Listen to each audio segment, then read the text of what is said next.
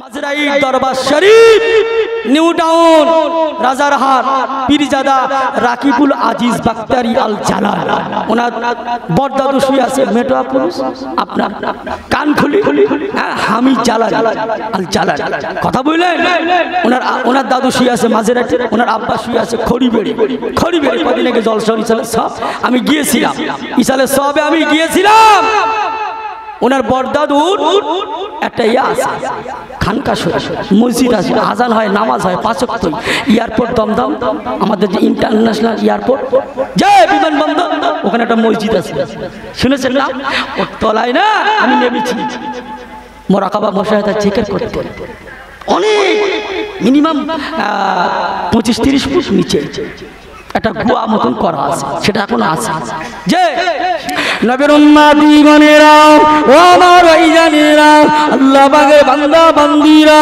ও বসিরহাট এলাকার মানুষেরা শুনে রেখে দেন বাবা জাহান্নামবাসী জাহান্নামায় চলে যাবে কবরবাসী কবরে চলে যাবে জান্নাতবাসী জান্নাতে চলে যাবে এই নবীর উম্মতিগণেরা বকুলপুরের গ্রামের মুসলমানেরা শুনে রেখে দেন বাবা দুটো পা আগিয়ে দেন পায়ে ধরে বলে যাই বাবা অন্যায়কে ছেড়ে দেন মুস্তানিকে ছেড়ে দেন মদ খাওয়া ছেড়ে দেন সুদ খাওয়া ছেড়ে দেন জেনা করা ছেড়ে দেন মুনাফিকি ছেড়ে দেন নামাজটা ধরুন রোজাকে ধরুন কোরআনকে ধরুন নবী সুন্নাতকে ধরুন ও আমার ভাইজানেরা মসজিদ মুখ হন কাবা মুখ হন মাদ্রাসা মুখ হন ইমাম মুখ হন ভালো মানুষ মুখী হন জানেরা ও যুবকেরা বক্তব্য দিকে খেয়াল করুন বক্তব্য দিকে মেমোরিটা ভরান বক্তব্য দিকে খেয়াল করুন কয়লার খনিতে কয়লা হবে সোনার খনিতে বাবা আমার সোনা হবে আমি গাঁজাখড়ি গল্প বলতে আসি না আমি গোপাল বাড়ের কিসসা কাহিনী বলতে আসি না কোরআন থেকে হাদিস থেকে যথেষ্ট পরিমাণ চেষ্টা করছি বাবা বক্তব্য দিকে উপলব্ধ করুন বক্তব্য দিকে মাথাটা ঘোরান ব্রেনটাকে ঘোরান জাহান্নামবাসী জাহান্নামায় যাবে কবরবাসী কবরে চলে যাবে জান্নাতবাসী জান্নাতে চলে যাবে আপনি যদি দুনিয়ার জমিনে নামাজটাকে ধরেন মসজিদটাকে ধরেন নামাজি হয়ে যান আল্লাহওয়ালা হয়ে যান রোজাদার হয়ে যান ধার্মিক হয়ে যান আপনার ছেলে মেয়ে বিবিকে যদি পর্দায় রাখে জান্নাতের কাজ করলে জান্নাতে যাওয়া যাবে জান্নাতেরই কাজ করলে জান্নাতে যাওয়া যাবে দুনিয়ার জমিনে যত হারাম আছে আপনি হারামে যোগদান করলেন হারামটা খেলেন হারামটাকে মাখলেন হারামটাকে পড়লেন বাড়ি সবাইকে আপনি খাওয়ালেন বাড়ি সবাইকে পড়ালেন শুনে রাখুন বাবা দুনিয়ার জমিনে তোমার ভালো কাজ খুঁজে পাওয়া যায়নি তুমি মরে যাবার পরে ইন্তেকাল হবার পরে তোমার ঠিকানা হবে আমার আল্লাহরই জাহান্নাম দুনিয়ায় ভালো কাজ করলে জান্নাত পাওয়া যাবে ভালো কাজের বিনিময় আল্লাহ বলেছেন আমি বান্দাকে জান্নাত দেব জোরে বলুন সুবহান খারাপ কাজের বিনিময় আমি আল্লাহ বান্দাকে জাহান্নাম দেব আল্লাহ তওবাকারী বলছিলেন তওবাকারী ব্যক্তিকে আল্লাহ বেশি ভালোবাসেন পছন্দ করেন কোনো বান্দা যদি গুনাহ থেকে তওবা করে এই যে রমজান মাস চলে গেল সামনে আসতেছে কুরবানি ঈদ যে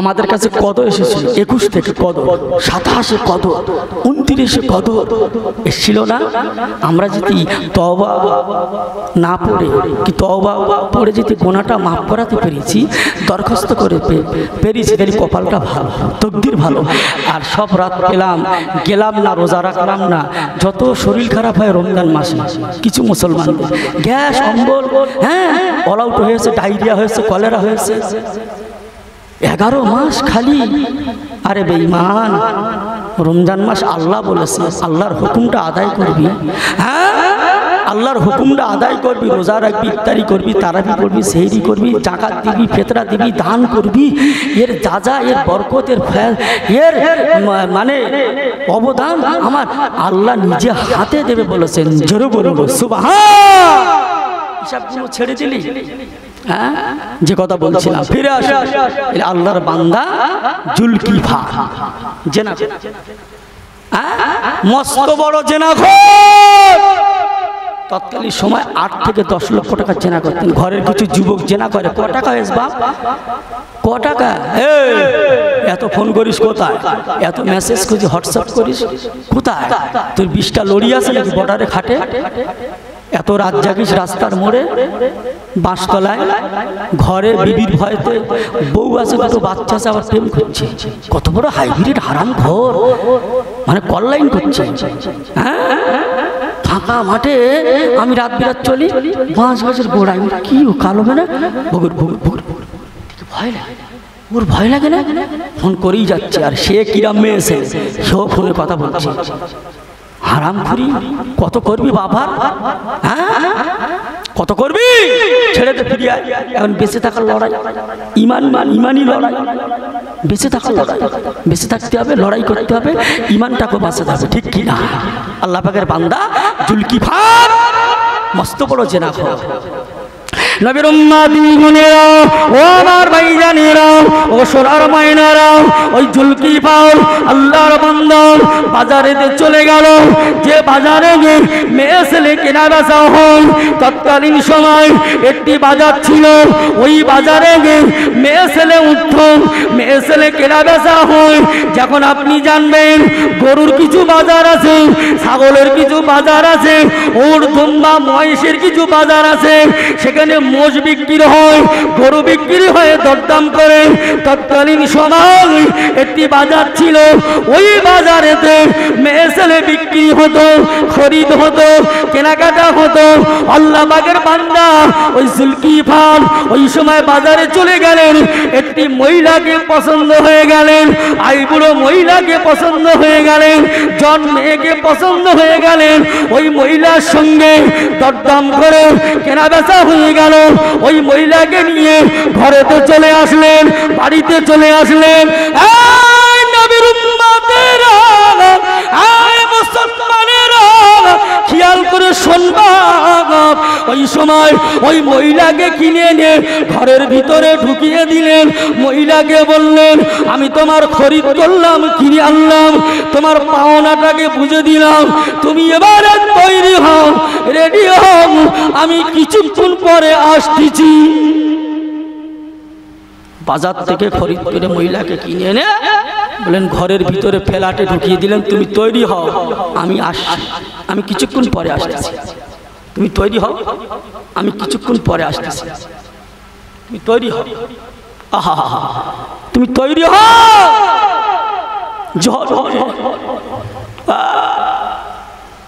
বাবা ঘরের কোণে বসে কাঁদছে, ইজ্জতের মালিককে কথা বলে যে আমার এখন বিয়ে হলো না, পরপুরুষ আমার কেউ গায়ে হাত দিল না, আল্লাহ পাক আমার যে সম্পদ দিয়েছে আজ আমি নষ্ট হয়ে যাব, আমি আজকে হালাল জায়গায় দেখাতে পারবো না।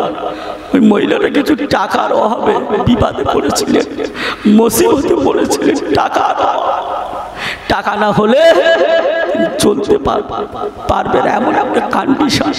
টাকা তো কেউ ফ্রি দেবে না, ফ্রি কেউ টাকা দেবে না, তাই ওই বাজারে উঠে রাজি হয়েছিলেন।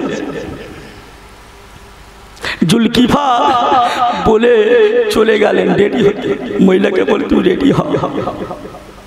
ও আমার ভাইজানেরা, বকুলপুরের মায়েরা, বোনেরা, বেটিরা, আব্বা জানেরা, শুনে রাখুন, আল্লাহর ওই বান্দি ঘরের ভিতরে চোখ দিয়ে top top top top top top করে পানির টুসা গড়িয়ে যায়, চোখে পানি এসে যায়।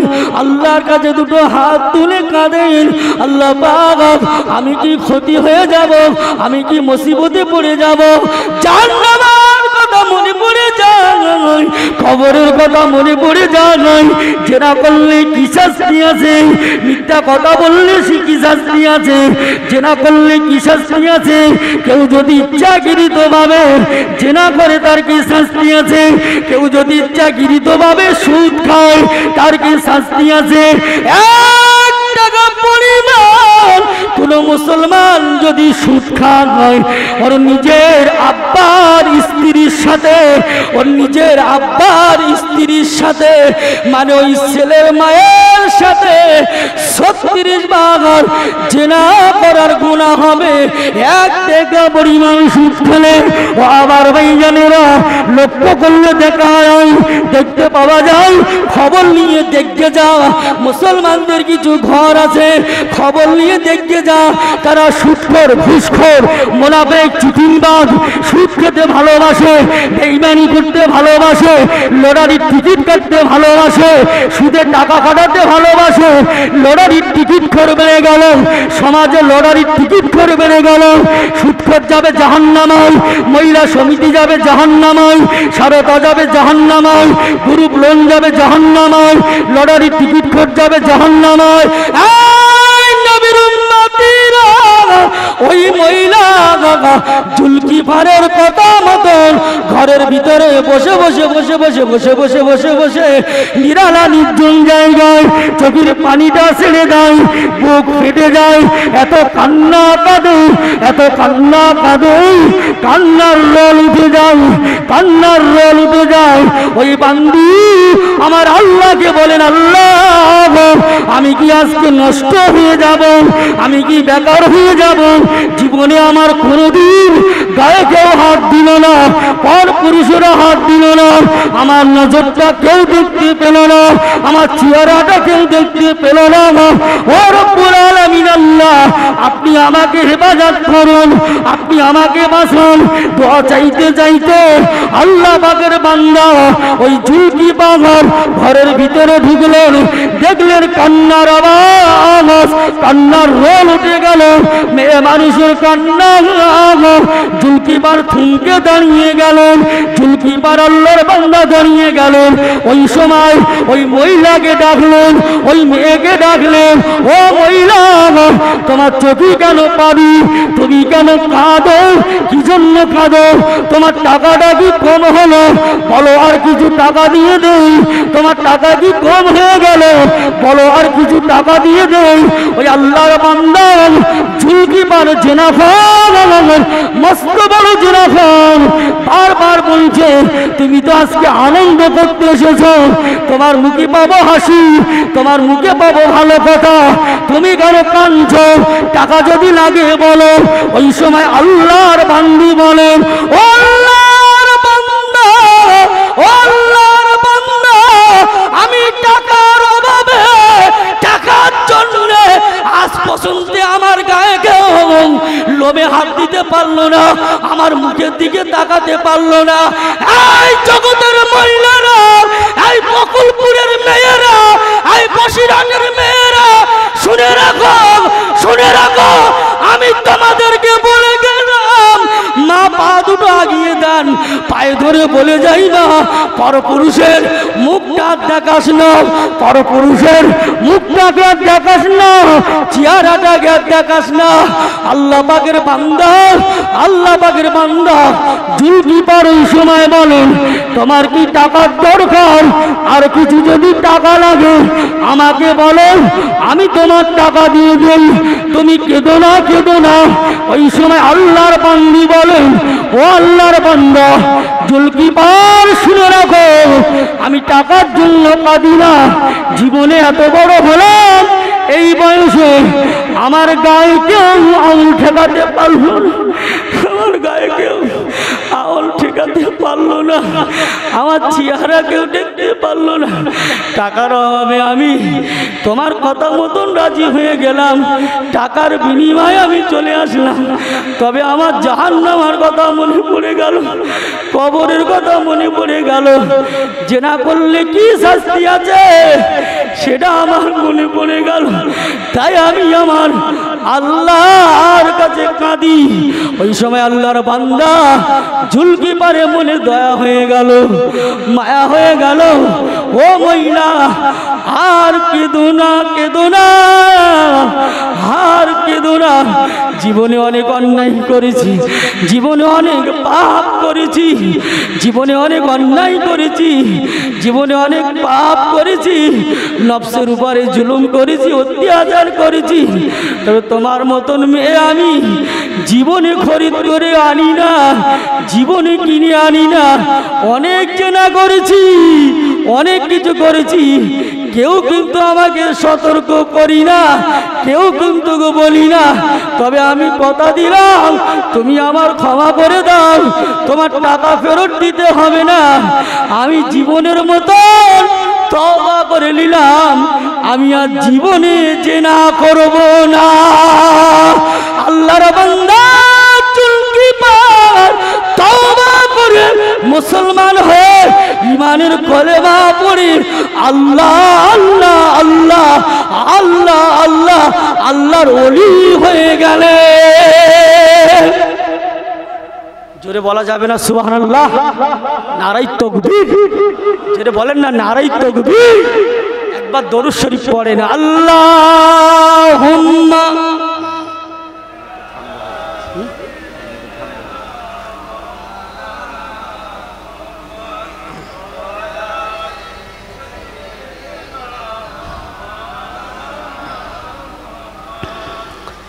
মামিনার ঘরে যাব, মামিনার ঘরে যাব, সেখান গিয়ে নবী পাব। মামিনার ঘরে যাব, সেখান গিয়ে নবী পাব। আর মনের জ্বালান আর মনের দুঃখ সব জানাইব উম্মতি ইয়া রাসূল। আল্লাহুম্মা সাল্লি আলা।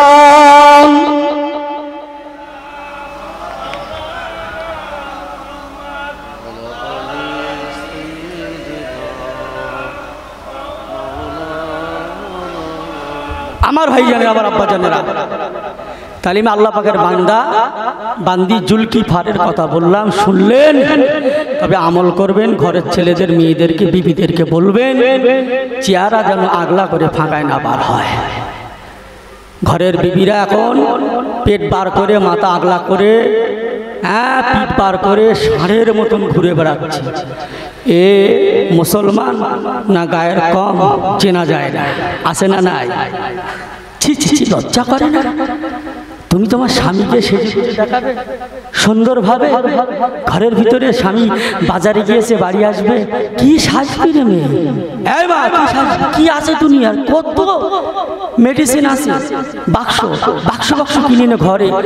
মেয়েকে স্বামীকে দেখা, ও মেকার জন্য কোনো গুনাহ নেই, কোনো পাপ নেই, শরিয়াতে যায় না। জোরে বলুন সুবহান। তুই যখন ওইগুলো মেয়েকে ফাঁকায় বেরাবি, পরপুরুষের মামাতো ভাই, খালাতো ভাই, ফুফুতে ভাই, চিটিংবাজ, ফেরেববাজ, মুনাফিক, বেঈমান একসাথে দেখবে, তো জেনা করার সমতুল্য গুনাহ হবে।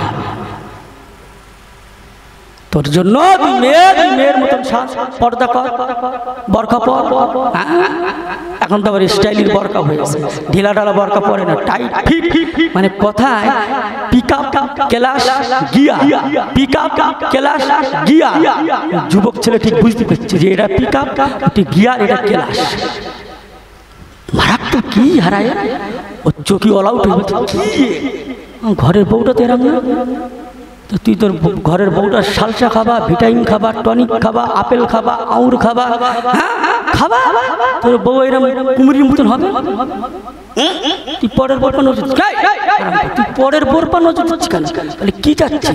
রাস্তাতে চাঁদ লেবেছে, রাস্তায় চাঁদ লেবেছে। এখন এই কিছু মেলা হচ্ছে, কিছু বুনো কুকুর ঘুরতেছে, বুনো কুকুর, বুনো কুকুর বোঝেন, চেনে না?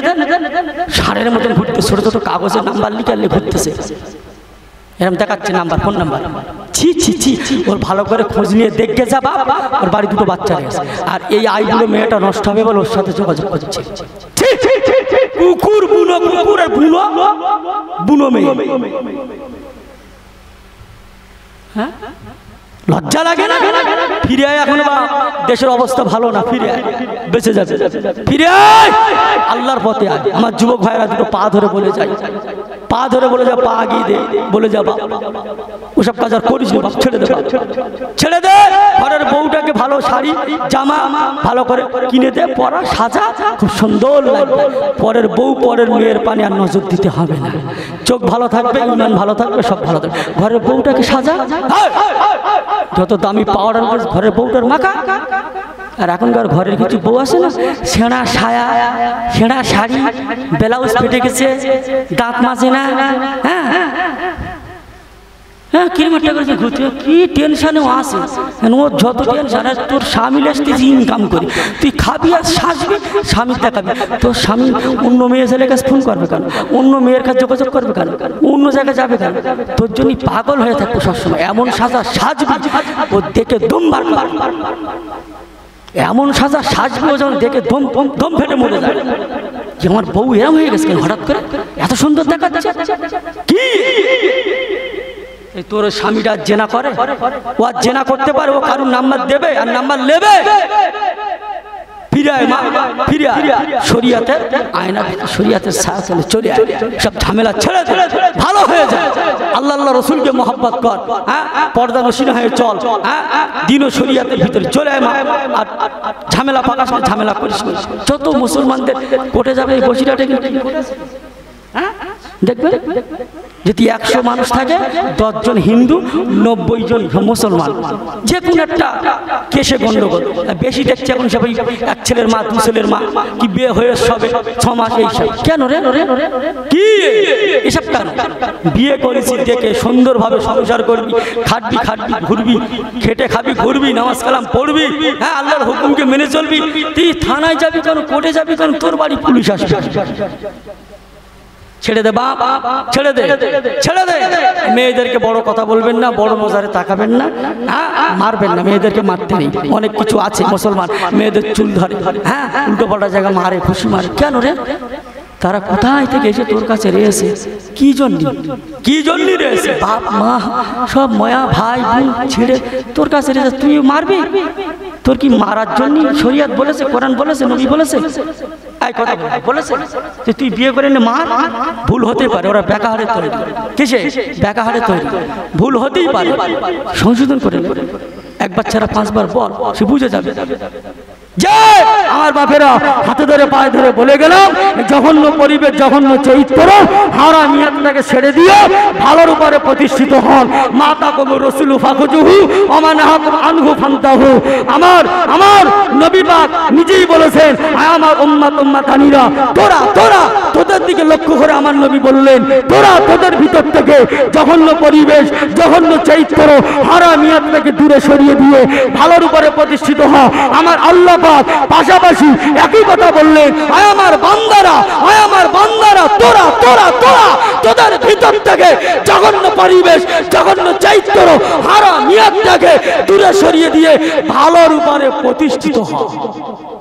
কোনটা ভালো, কোনটা খারাপ, কোনটা কালো, কোনটা তিতো আমরা মানব জানি না, সব জানি, কিন্তু মানি না।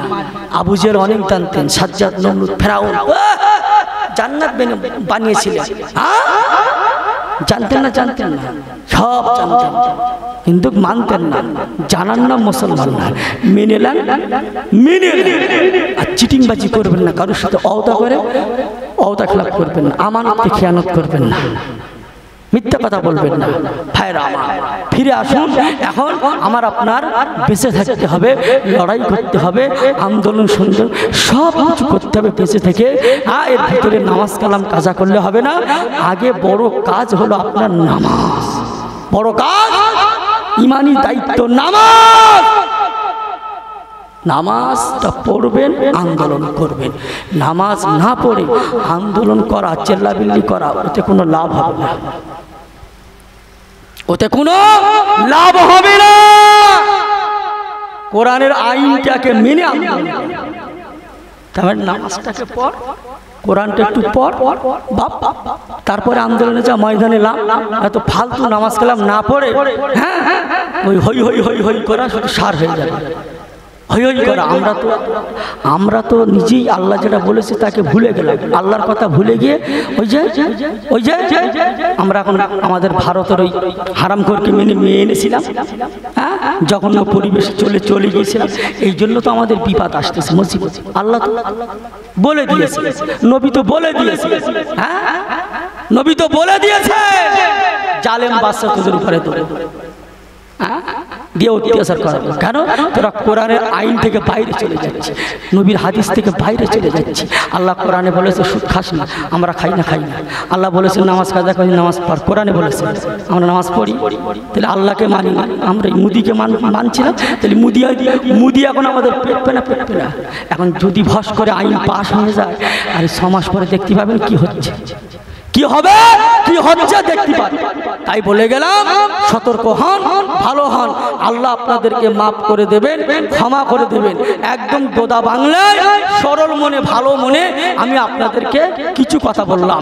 বলতে একেবারে 9:30 কাছাকাছি বক্তব্য থেকে বিদায় হব। সকলে একটু উঠে দাঁড়ান, একটু মদিনা শরীফ থেকে ঘুরে আসি। ইয়া নবী সালাম, তোমারি ওসিলা দিয়া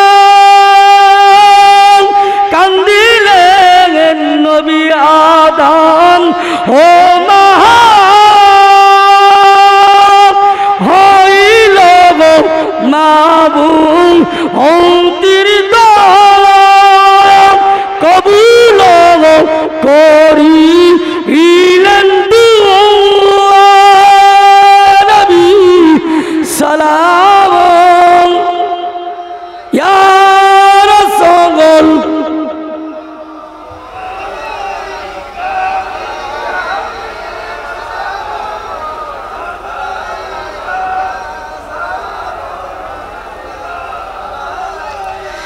মুজাদ্দিদু জামান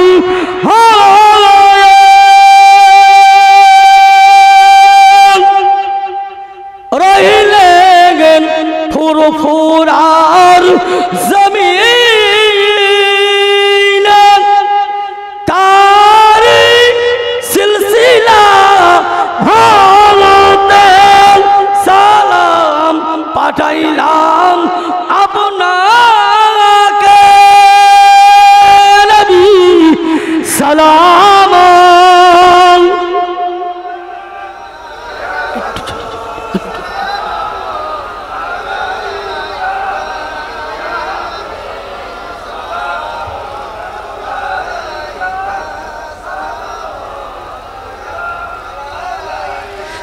নবীর আব্বান আব্দুল্লাহ, আমার নবীর আম্মা আমেনা, আমার নবীর দুধ মা হালিমা, আমার নবীর পাকর রওজা ও সোনার মদিনা নবী ইয়া রাসূল।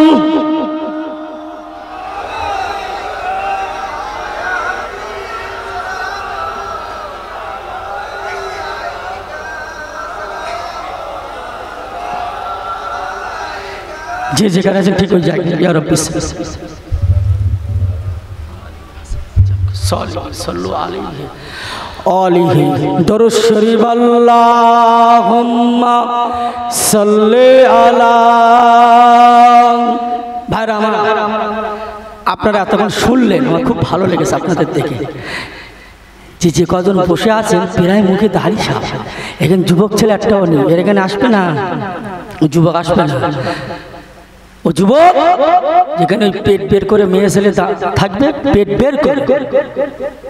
বের করে মাথা আগলা করে, পিঠ আগলা করে মেয়ে ছেলে থাকবে, সেখানে ওই যুবক সেখানে যাবে। ওখানে তখন ডাকতে হবে না। এখন যেন হুজুরটা ডাকছে, আর তখন ওদের সব ডাক এমনি চলে যাবে, বাইকের পিক আপ স্পিড হয়ে যাবে। জাহান্নাম থেকে একটু ঘুরে আসি, জাহান্নাম থেকে একটু টিকিট কেটে আসি। হ্যাঁ, পেট বের করে গাই গাই লোক দেখবে, হ্যাঁ পেট বের করে দাঁড়িয়ে আসে, মাথা আগলা করে, ওই দেখার জন্য অস্থির হয়ে যায়, পাগলের মতন দৌড়। আর ওইসব দেখে আবার দু চারজন ফেরার পথে না মোটামুটি আবার অ্যাক্সিডেন্ট করে জাহান্নামায় চলে যায়, জাহান্নামায় চলে যায়। যে আপনাদের দেখে খুব আমার ভালো লেগেছে। আর আপনারা বসিরহাট এলাকার মানুষ, উত্তর 24 পরগনা, এখানে একটা গলদা বলে গ্রাম আছে, সুফি লুৎফার রহমান সাহেব আছে না, যে জলসা আমি এসেছি, আসি কথা বললেন। আমার বড় ভাই আসতেছে, তকবীর দাও, নারাই তকবীর, জোরে জোরে নারাই তকবীর। সিলসিলায়ে হক ফুরফুরা শরীফ ভাইজান হুজুর কাবলা জনাব হযরত মাওলানা আসাদুল্লাহ ফাতেহী সাহেব ভাইজান হুজুর কাবলা। আমার ভাই এসেছে, আর কোনো কথা হবে না। আল্লাহ পাক অন্য কোনো দিন সময় সুযোগ দিলে আবার দেখা যাবে। সুদূর ফুরফুরা দরবার শরীফ থেকে এত রাস্তা কষ্ট করে জাম ঠেলে আপনাদের কাছে এসেছেন। এখনো যারা রাস্তার এদিক থেকে বাইরে আসেন, প্রত্যেকে এসে জমে জমে বসে যান, কোনো অসুবিধা হবে না। এরপরেই আবার একজন পীরজাদা আসতেছে, বাবা কথা বললেন।